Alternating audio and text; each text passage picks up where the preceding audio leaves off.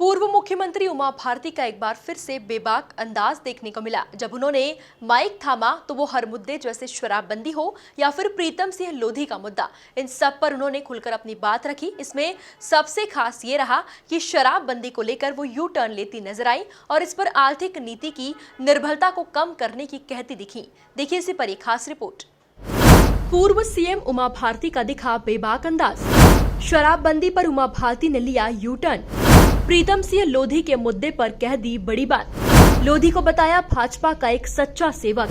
दरअसल काफी दिनों बाद पूर्व सीएम उमा भारती भोपाल आई थी। इस मौके पर उन्होंने सबसे पहले अपने सबसे पसंदीदा विषय यानी शराबबंदी पर कहा कि वे इसे आर्थिक नीति की बैसाखी बनने से रोकने की बात कह रही हैं। तो इसलिए मेरा कहना यह है कि हम शराब से आए हुए राजस्व को अपनी अर्थनीति का मूल आधार न बनाएं और उसको एक शक्तिशाली आधार न बनाएं, बल्कि हम इसके लिए दुख माने कि हम जो है हमको लोगों को शराब पिलानी पड़ रही है। नशे में और शराब में यही अंतर है। नशा तो एक चोरी से चल रहा व्यापार है पूरे विश्व में और इसमें वैश्विक स्तर पर भी कार्रवाई हो रही है। कई राज्यों ने तो फांसी के भी प्रावधान कर दिए हैं। उत्तर प्रदेश की सरकार ने भी बहुत कठोर प्रावधान कर दिए। लेकिन शराब सरकार की प्रणाली के द्वारा वितरित हो रही है, उस पर नियंत्रण करना तो सरकार का ही काम है।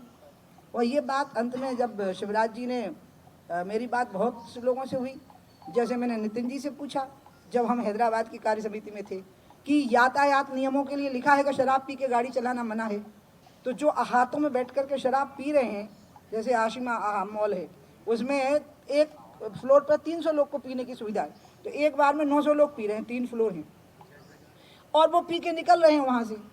तो वो क्या हेलीकॉप्टर से जा रहे हैं अपने घर पे? कैसे जा रहे हैं वो?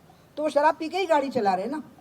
लोग ले खरीदें दुकान से और घर पे ले जाके पी। उमा भारती भोपाल में हो और वो कोई ऐसा बयान न दे जो सुर्खियां बन जाए, ये हो नहीं सकता।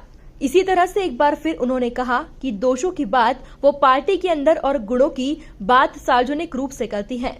शुरू से ही शिवराज जी को कह रही हूँ कि क्षेत्रीय और जातीय संतुलन बिगड़ा हुआ है सत्ता में और प्रशासन में और शासन में। ग्वालियर संभाग का भी बिगड़ा हुआ है, सागर संभाग का भी बिगड़ा हुआ है, रीवा संभाग का भी बिगड़ा हुआ है। और मैं मंत्रिमंडल का जो दूसरा विस्तार हुआ, पहले में तो 3 बने थे, दूसरा जब हुआ तो मैं दुर्भाग्य से मैं लखनऊ में CBI कोर्ट में पेश होना था मुझे, तो मैं वहाँ थी। तो जैसे मैंने टीवी पर पट्टी देखनी शुरू की, मैंने कहा भैया प्लीज़ आपका जो नाम आ रहे हैं मंत्रियों के, इसमें रीवा संभाग नेग्लेक्ट हो रहा है, इसमें ग्वालियर संभाग नेग्लेक्ट हो रहा है, क्षेत्रीय और जातीय संतुलन बिगड़ा हुआ है, ये ठीक नहीं है, इससे कभी असंतोष भड़क सकता है। तो उन्होंने जो उत्तर दिया वो मैं नहीं दूंगी, क्योंकि मैं बताऊंगी नहीं, क्योंकि हम दोनों की प्राइवेट बात हो रही थी। लेकिन मैंने ये इशारा पहले कर दिया था कि सत्ता में, शासन में, प्रशासन में, भागीदारी में असमानता नहीं दिखनी चाहिए। स्वास्थ्य सेवाओं में, शिक्षण संस्थाओं की सेवाओं में भी बहुत असमानता आ चुकी है और ये असमानता विभिन्न रूपों में भड़केगी और अराजकता उत्पन्न करेगी। इसलिए प्रीतम तो अलग मुद्दा हो गया है, अब तो मुद्दा आ गया है असमानता का। अभावग्रस्त समाज और सुविधायुक्त समाज जो 9 पॉइंट समथिंग है और अभावग्रस्त समाज है, इसलिए मैं तो उनकी कुछ बातों का समर्थन करती हूँ। लेकिन असंयत भाषा का प्रयोग, जाति विशेष को गाली देना, व्यक्ति विशेष को गाली देना, इसकी मैं निंदा करती हूँ और मैं समझा रही हूँ प्रीतम को। मैंने कहा कि खबरदार जो तुम किसी जाति के बारे में बोले, और अब उस पर पार्टी ने कार्रवाई कर दी, तो अब मैं उससे बात नहीं करती। इस मौके पर उमा भारती प्रदेश के राजनीतिक क्षेत्रीय असंतुलन पर भी बोलती नजर आई और उन्होंने कहा कि इसके लिए वो मंत्रिमंडल के विस्तार के समय से ही चिंतित थी। बाकी जब मैं पार्टी के प्लेटफॉर्म पे अंदर बात कर सकती हूँ तो मैं करती हूँ। जैसे जनजातीय गणना की, जातीय गणना की बात है, तो उसमें मेरा मत क्या है, मैं कभी बाहर व्यक्त नहीं करूँगी, क्योंकि पार्टी से अलग बात कर सकती हूँ मुझे, लेकिन कुछ मुद्दों पे मुझे समर्थन चाहिए पड़ता है, उनको मैं खुलेआम बोलूँगी। राम मंदिर है, शराब है, पिछड़ी जाति और सवर्णों का, पिछड़े गरीब सवर्णों का आरक्षण है, उसको मैं खुलेआम बोलूँगी, क्योंकि मुझे उसके लिए समर्थन चाहिए, दबाव बनाना है। और कई बातों से हम तथ्यों के आधार पर दबाव बना सकते हैं। तो गुणों की चर्चा सर्वत्र और दोषों की चर्चा एकांत में। अपने बयानों के बीच उमा भारती अपने कट्टर समर्थक प्रीतम सिंह लोधी का बचाव करती नजर आई और कहा कि उसका परिवार जनसंघ के जमाने से पार्टी से जुड़ा है।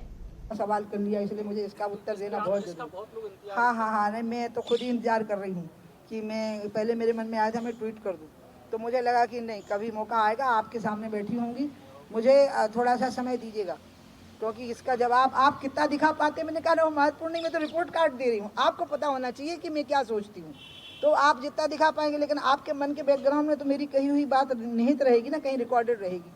पहली बात है कि प्रीतम मेरी बहन के रिश्तेदार हैं, मेरी बहन की पोती उनके लड़के को ब्याही है, तो मेरी कोई रिश्तेदारी नहीं है। प्रीतम मेरा सहयोगी है, अनन्य ताकतवर सहयोगी है। और प्रीतम के पिताजी जनसंघ में थे, वो मेरी वजह से भाजपा में नहीं आया है, वो भाजपा में था तो 1989 दिसंबर में हुआ ना, तो 90 का चुनाव लगता है, वो जो लोकसभा का चुनाव हुआ जिसमें मैं चुनाव जीती, प्रचंड मतलब रिकॉर्ड बनाया मैंने मध्य प्रदेश में, उसमें प्रीतम की भाजपा ने ड्यूटी लगाई खजुराहो में मेरी सीट पर। तो प्रीतम से मेरा तब से परिचय हुआ, पूरे 30 साल से वो बिल्कुल मुझ पर जान निछावर करने के लिए तैयार रहा।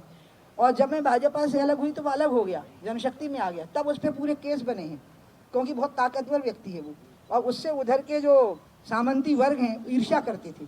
तो जैसे ही वो भाजपा से बाहर हुआ था तो उनकी बनी आई, तो उन्होंने तो उस पर इतने केस बनाए कि बेचारे को माफिया, डकैत, तो पता नहीं क्या क्या बना दिया, जबकि वो बहुत 84 के दंगे में सिखों को, हजारों सिखों को महीनों तक खाना खिलाता रहा था, गरीब आदिवासियों की वो इतनी सेवा करता रहा है, और मेरा बहुत अनन्य ताकतवर सहयोगी रहा है, मेरा बहुत बड़ा सहयोगी रहा, और मेरे लिए जान देने को तैयार रहा।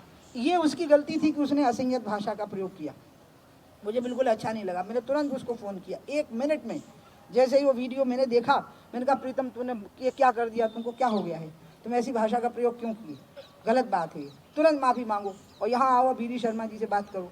वो आया, बीडी शर्मा जी से बात की, माफ़ी मांगी, फिर पार्टी ने कार्रवाई की।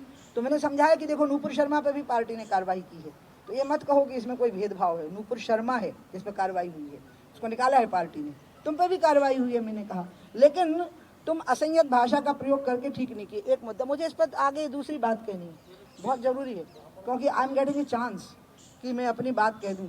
आपको 2-3 बातें बताया, जैसे रतन सिंह को हमारा रिश्तेदार बता देते हैं आप लोग, वो रिश्तेदारी मेरी बहन की बेटी ब्याही गई है 2003 में, और रतन सिंह जनसंघ के ज़माने से ही, वो बीजेपी से तब चुनाव लड़ रहे थे जब मैं बीजेपी में थी ही नहीं, मतलब मेरी उम्र ही नहीं थी बीजेपी में होने की।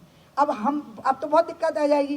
जैसे बीडी शर्मा को स्तुति ब्याही है, वो कांति रावत मिश्रा की लड़की है, अब कांति तो बीडी शर्मा से पहले से बीजेपी में है, ने अपने नड्डा जी ब्याहे हैं बनर्जी परिवार में, जब नड्डा पैदा नहीं हुए थे तब से जयश्री बनर्जी और उनके जो पतिदेव थे। तो इन सब मुद्दों के बीच यह खास रहा कि उमा भारती वो नेत्री हैं जिन्होंने अब तक अपना बेबाक अंदाज कायम रखा हुआ है। Bureau report, MP news Bhopal.